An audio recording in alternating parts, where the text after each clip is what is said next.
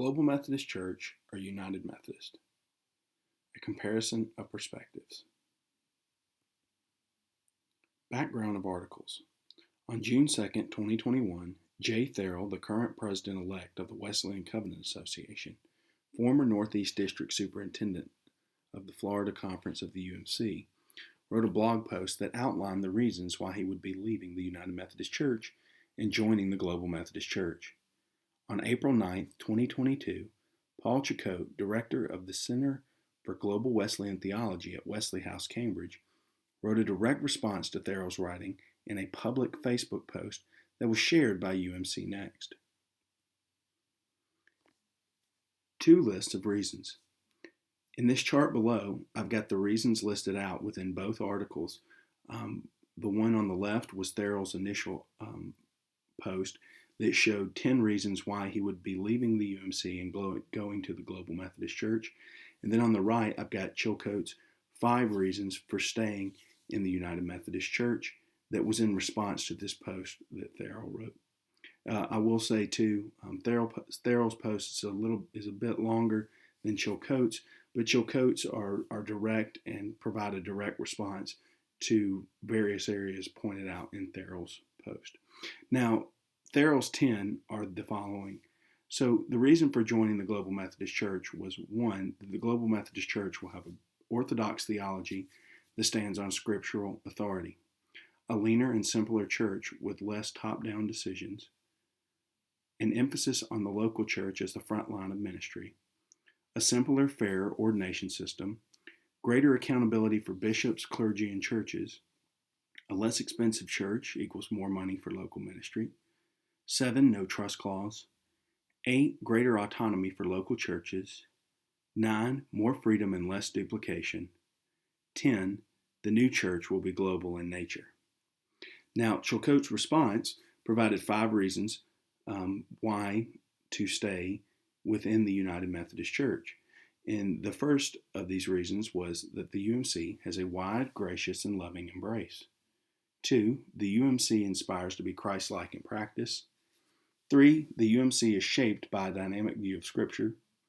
4, the UMC is deeply concerned about growth and grace, not so much invested in believing the right things. Its primary passion is translating God's love into action. And 5, the UMC is missional in character. So I'm going to go through a little bit of these articles right here. I'll go through each of these just a moment and give a couple quotes. But if you look down in the comments, I've got links to each of these articles, and I've also got links to this presentation in there if you need those for future reference. Now, the 10 reasons why I'll join the Global Methodist Church. The Global Methodist Church will have a strong Orthodox doctrine squarely in the center of the 2,000-year tradition of the Greater Church, Protestant, Catholic, and Orthodox. We have done our best to create a flatter, simpler, more decentralized church where the local church will be empowered to make decisions that best enable it to carry out its mission. Local churches will become the entity that certifies candidates in the Global Methodist Church. Bishops, clergy, and churches, the GMC will ensure that accountable community is strong in all of these areas. There is no trust clause in the GMC. Local churches will own their own assets for the glory and service of God to do with as they discern. And finally, less duplication of kingdom efforts and greater ability for local churches to align with organizations that represent who they feel God is leading them to be. As I stated before, Chilcote's response is shorter, but it's direct response to Therrell's, and it provides some direct observations of the thinking of staying within the United Methodist Church. So according to Chilcote, the UMC has a genuinely Wesleyan vision of practice, has a wide, gracious, and loving embrace.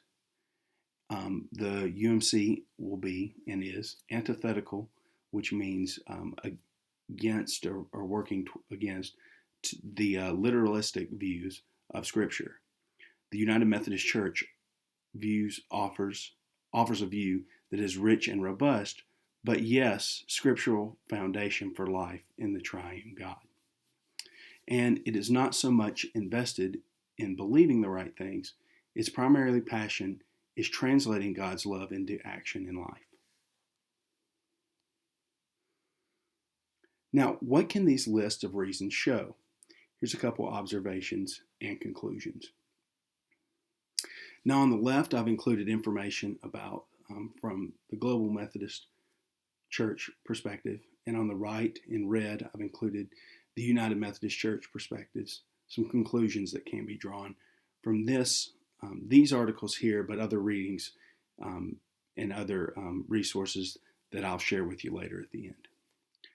Now, the Global Methodist Church will be established with a theologically conservative interpretation of Scripture. It's going to have a decentralized structure that is held together by a traditional book of discipline. You can see that through the Global Methodist Church's traditional book of discipline. There will be no lifetime appointments or guaranteed appointments, no lifetime bishops, so you can't be a bishop for life, and your appointments will not be guaranteed. There will be no trust clause, and what this, in theory and future practice, will indicate is increased individual congregation control. Power will branch out from its traditional congregations in the West, but will eventually grow in other areas globally. And that's kind of the mission that was stated within the Global Methodist Church. Now, the United Methodist Church will provide and promote space for multiple views and perspectives of Scripture. And the type of theology that this would line up with would be theologically progressive. Strong institutional structures will be are currently in place to enforce, and they will be in place to enforce an updated book of discipline. A lot of things will be changed within the book of discipline when a large number of traditional churches leave the denomination. And as it currently stands now, lifetime bishops are still in place, and clergy have guaranteed appointments. All property will be held in trust by the denomination. The property is not owned on a local level by the congregation. It is held in trust to the conference. And power will be centered in the modern Western Church and will be delegated globally. It's interesting to see how that is now too. There's a lot of power within the Western Church, specifically Western regions, and that will continue to be delegated out globally. Now, as seen through the postponement of General Conference, the establishment of the Global Methodist Church, and the decades of disagreement in the UMC, no matter the choice, there will be a change within Methodist churches locally and globally. Here's a little bit of further suggested reading on both sides from both perspectives of staying or leaving to join the Global Methodist Church, and I've included a couple on here. Some of the resources, if you look right here under Global Methodist Church, there's the Next Methodism, Theological, Social, and Missional Foundations for Global Methodism. Various artists have contributed to that. You've got the 19 Questions to Kindle a Wesleyan Spirit by Reverend Carolyn Moore. You've got For the Body by Timothy Tennent. It gives an outline, a traditional outline of human sexuality and various other topics. And you've got Dialogues amongst the People called United Methodist, and this was written by the late William J. Abraham. Some of the articles, too, that include a couple written by Paul Chilcote and other colleagues. You've got Active Faith, Resisting the Four Dangerous Ideologies Within the Wesleyan Way. You've got Living Hope, An Inclusive Vision of the Future that Paul Chilcote wrote with Steve Harper. You've got Holy Love, A Biblical Theology for Human Sexuality that was written by Steve Harper. And you've also got Seeing Gray in a World of Black and White, Thoughts on Religion, Morality, and Politics, and this is by Adam Hamilton. And these are all, these resources over here to the right are all ones that you can use to find more information about staying within the United Methodist Church.